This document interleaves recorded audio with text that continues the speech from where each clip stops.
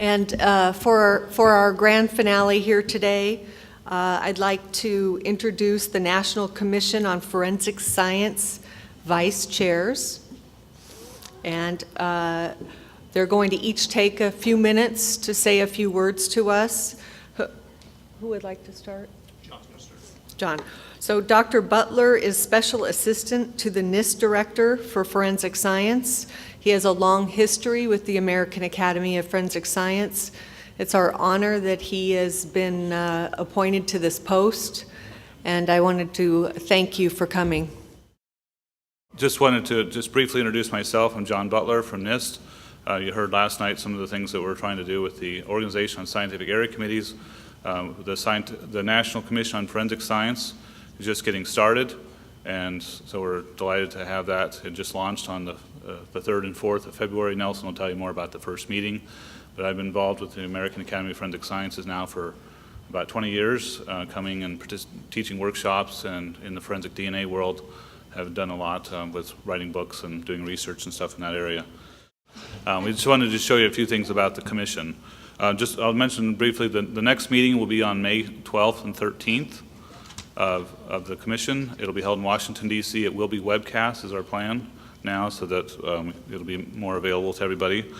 I'll just briefly show in a moment the website. You can go and get more information about the commission and the things that are happening there. It's the FACA database, the Federal Advisory Committee Act database, .gov, and you can go and find all the documents that are available from the first meeting. One of the things I'll point out is that Judge Edwards gave a talk to the commission 2 weeks ago, and so his talk is available on the website, so you can get a copy of that. It's the latest things he had to say on forensic science. Yesterday we used the analogy of a ship for OSAC, for the Organization of Scientific Area Committees. I think in many ways the commission's more like a plane, if you will, looking more at a 30,000-foot view of things. But one of the challenges we have now as we're getting started with this is we're trying to build the plane as we're flying it. So it's kind of the challenge of doing that. This is a Federal Advisory Committee, and so the meetings are going to be open to the public. All the documents that are produced from the commission will be available. We plan to webcast. The first meeting we had about 150 people who were able to come in person to be there. But all the materials are publicly accessible. And any public comments that are written and provided to the commission will also be available and are available. There's over 30 documents right now, I believe, that are available on the website. So again, if you go to the facadatabase.gov, you can get a copy. You see all those. The link is up there. The leadership team is James Cole is the Deputy Attorney General of the United States, the #2 person in the Department of Justice, serves as the co-chair, and Pat Gallagher, who's the director of NIST, is the other co-chair, and currently is also the acting deputy director for the Department of Commerce. Nelson and I have the pleasure of being the vice chair, so we have the responsibility of running the meetings. And then Brett Steele is the designated federal official, and so she helps with making sure that we're compliant with all the Federal Advisory Committee Act rules, and Robin Jones is the program manager, making kind of the day-to-day aspects of how things are done. There's 31 voting members, 8 ex officio members. There was over 300 candidates. I know probably many of you may have applied for that, and we hope that you'll be able to serve as well in the OSAC if you weren't selected to be part of the commission.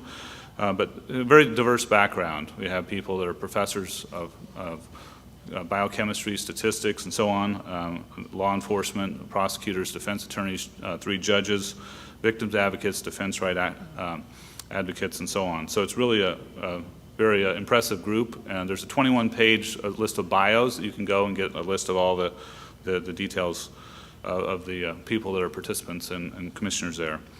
The last thing I'll point out is that tomorrow night from 6 to 7 at the NIST booth, we'll be happy to take questions and answer them, hopefully, if you have questions on the National Commission. So I'll turn it over to Nelson to talk more about our first meeting and so on. John.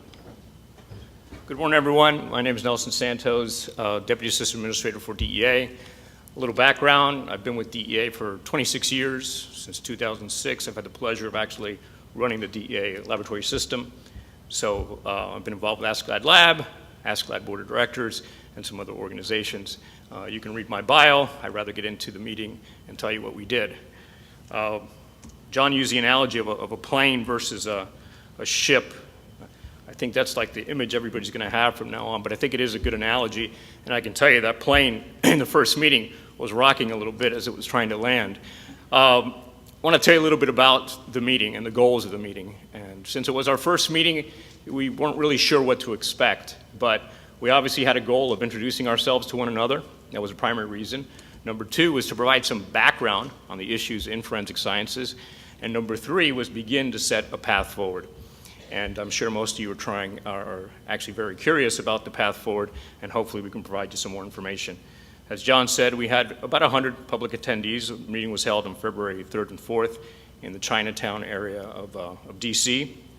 We had welcome remarks by Deputy Attorney General James Cole, as well as Director of NIST Patrick Gallagher. And we also had the privilege of having Dr. Holdren, who is with the Office of Science and Technology Policy with the White House, to provide some remarks. You've heard from the panelist up here about Judge Edwards. He gave a very impassioned talk about the scientist's role in actually improving our own discipline. So that came across very clear to us that we had some work to do. We heard from BJS, a census that was conducted in 2009. They're considering conducting a new census, including maybe private labs. And one of the issues that we brought up as commissioners is maybe we should take a look at the forensic units and police departments as well, as we know a lot of the work is happening there, and this census doesn't cover it. So we're taking a look to see if we can do that. The bulk of the day and a half was essentially giving background information on the interagency working groups from the White House Subcommittee on Forensic Sciences, which is not a big secret, but I know that some of you in here believe that it is. We're hoping that soon we will have papers that are published from the White House. That was brought up during the meeting. But we had the chairs of each one of the interagency work groups provide some background information on accreditation, certification, research and development, and standards.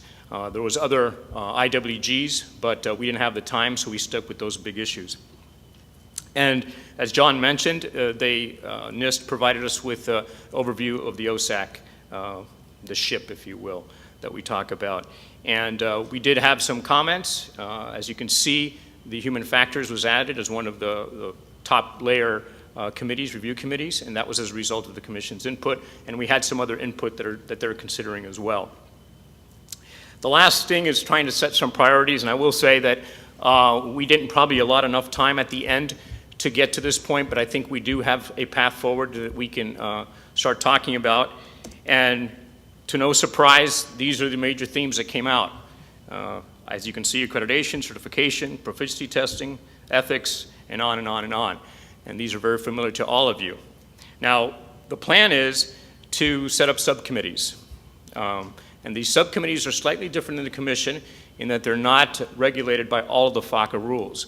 So therefore, these subcommittees can actually look at an issue, bring in experts like yourselves to populate these committees. They can have interactions without having to worry about the FACA regulations of transparency. And when those subcommittee reports or issues are brought to the full commission, then it becomes transparent, and therefore everybody.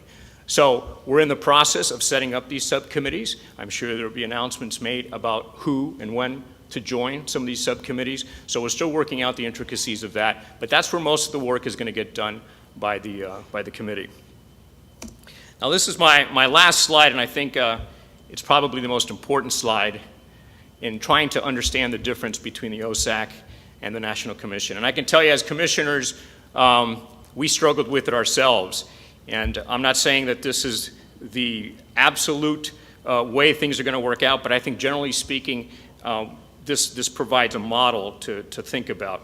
On the x-axis, we have the disciplines, and as you go to my right, the disciplines become more specific, and to the left, less specific or cross-discipline matters. On the y-axis, we have policy and practice, and as you go up, the policy or practice becomes more prescriptive. So the thought is that the National Commission on Forensic Science, this plane that we talk about, is going to be working in the cross-discipline area with policy that is more high level or less prescriptive. Now, there might be times that the Commission feels they need to be more prescriptive depending on the matter that we have at hand. But for the most part, that's how we'll handle situations. Let me give you an example. Certification, for example. A policy may say that the commission believes certification is a good thing and everybody should undertake certification. We're not going to go into the details mostly in trying to define what that certification is. The OSAC then, which can be very discipline specific, can begin to add some meat to those bones and begin to flesh out exactly what each discipline will have to achieve in order to get certification. That's the thought, that's the idea. I think we're pretty clear now that OSAC will handle practice and the commission will handle policy. As you can imagine, the commission is made up of 37 individuals from a variety of different backgrounds, and not every discipline is actually represented on the commission. So we recognize as a commission that we have to kind of stay high level with the policy recommendations that we make, and that the OSAC can handle the detail. I think that's all I've got. Here's the contact information. That's myself. Everybody's at usdoj.gov except for John, who's NIST.gov. So please, if anybody has a question or a concern, please email us. Also, as John said, from 6 to 8 tomorrow at the NIST booth, we will be there to answer questions. I'm sure you have a lot of questions. The FACA website is okay.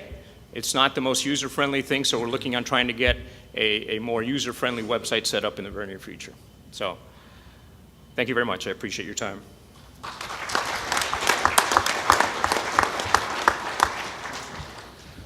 Thank you, and that concludes our plenary session this morning.